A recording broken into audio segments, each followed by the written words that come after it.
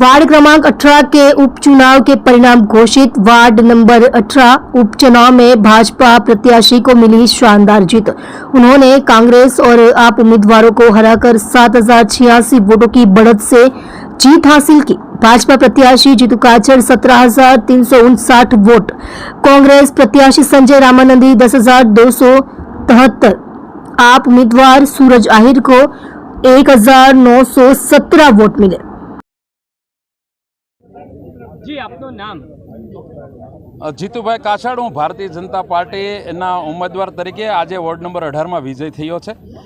Ward number 18ના ઇલેક્શનની અંદર ગુજરાત પ્રદેશના અધ્યક્ષ અને જળશક્તિ મંત્રી આદરણીય શ્રી સી આર પાટીલના સાહેબના માર્ગદર્શન હેઠળ અને સુરત શહેરના અધ્યક્ષ નિરંજનભાઈ ઝાંઝમેરા અને સુરત શહેરના સંગઠનથી લઈને અમારા દરેક બૂથ લેવલના કાર્યકર્તા આ ચૂંટણીના મેદાનમાં હતા અને ભારતીય જનતા પાર્ટીનો 7,086 વોટથી વિજય થયો છે અને આનો સંપૂર્ણ શ્રેય હું ભારતીય જનતા પાર્ટીના કાર્યકર્તાઓ અને વોર્ડ નંબરના 18ના મતદારોને આપું છું। કેવી રીતે મહેનત કરવામાં આવી હતી અને શું કામગીરી કરશો?